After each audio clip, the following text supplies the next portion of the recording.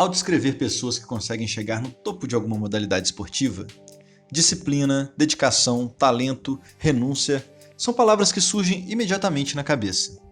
Mas estas mesmas palavras, estas exatas características poderiam ser usadas para descrever cada um dos nomes dessa lista.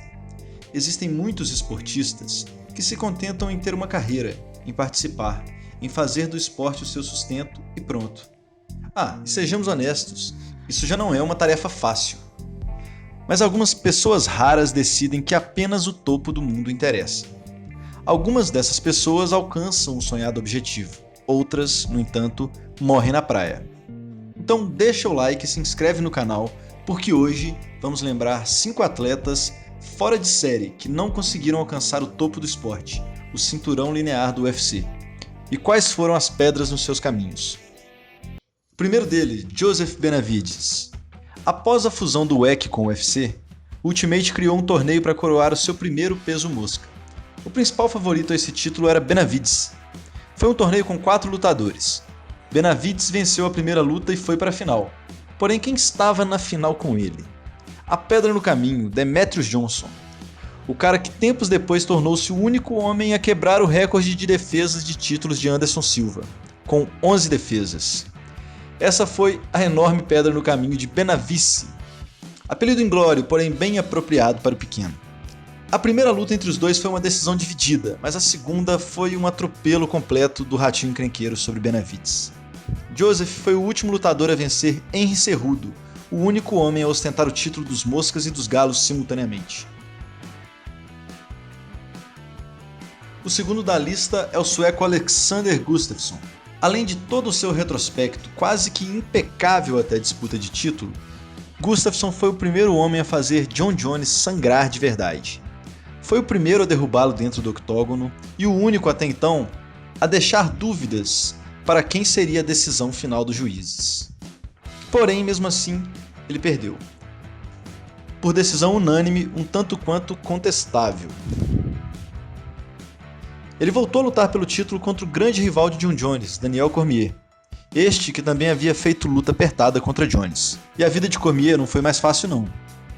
O sueco mais uma vez vendeu caro sua chance pelo título. Perdeu por decisão dividida, com direito a queda e knockdown no wrestler olímpico Cormier.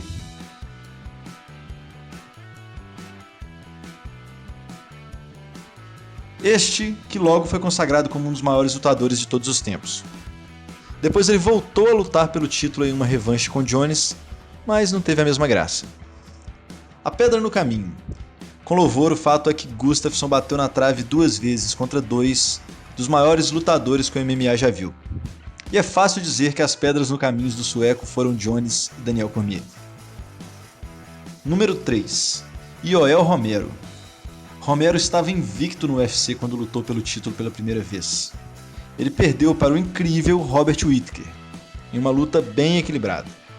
Aí o Whittaker se lesionou e ficou fora por algum tempo, então criaram um cinturão interino. Casaram Luke Rockhold, um ex-campeão da divisão, com Yoel Romero. Mas Romero não bateu o peso. Ele até venceu a luta, mas mesmo assim não teve a oportunidade de ser coroado nem mesmo interinamente. Voltou a lutar com Whittaker 4 meses depois e perdeu, mas agora em luta ainda mais equilibrada, e muitos acreditam que ele venceu. O Whittaker levou essa por decisão dividida. A pedra no caminho. Romero também perdeu uma disputa de título com Israel Adesanya e perdeu, por assim dizer, uma semifinal para o brasileiro Paulo Borrachinha. Essa nova geração de top contenders foi só pedra no sapato, mas se precisarmos mesmo dar um nome, Robert Whittaker será o mais apropriado no caso. Número 4, Stephen Thompson. Wonderboy talvez seja o melhor striker que já pisou no UFC. Certamente está em qualquer lista séria dos melhores top 3.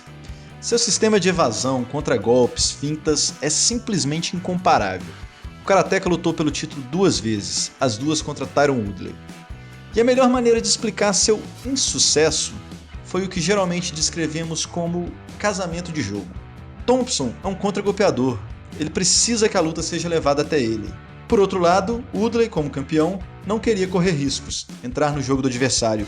Então a primeira luta, embora muito boa, tem acabado em empate, deixando o título com o campeão Woodley. A segunda luta, no entanto, foi um festival de fintas encaradas. Péssima.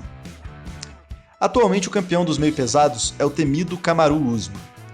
Por Usman ser um lutador mais agressivo, mais tendencioso a levar a luta até o oponente, acredito que Thompson ainda possa ser um adversário complicado e mesmo aos 37 anos de idade possa ainda ter suas chances reais de chegar ao título da divisão. Número 5, para finalizar nossa lista, Tony Ferguson.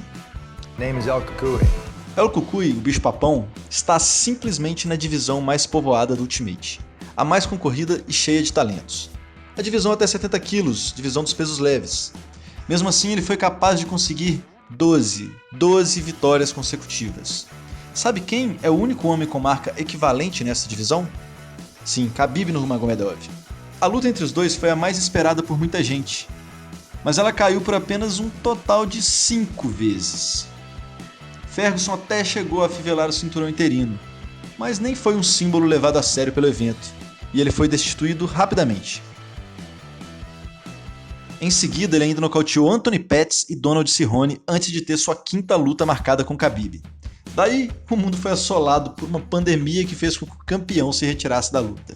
Dias depois casaram Ferguson e Justin Gaethje, e Gaethje acabou com a invencibilidade do bicho-papão. E com toda a narrativa de rivalidade entre Khabib e Ferguson, construída por 5 lutas que quase aconteceram. A pedra no caminho? Poderíamos dizer que Justin Gaethje foi a pedra no caminho de Ferguson até o topo. Mas isso não seria justo. E não seria justo com uma lesão na costela de Khabib, um problema de saúde de Ferguson, Khabib comendo um tiramisu estragado, Ferguson tropeçando em cabos em um estúdio, rompendo os ligamentos e, por último, uma pandemia. Acredito que para ilustrar o grande azar, o tropeço, a pedra no caminho de Ferguson, vamos lembrar mesmo dos cabos no estúdio. Isso sim é um tropeço, literalmente. Então, faltou incluir alguém? Se faltou, não esquece de deixar no comentário quem tinha que ter entrado nessa lista.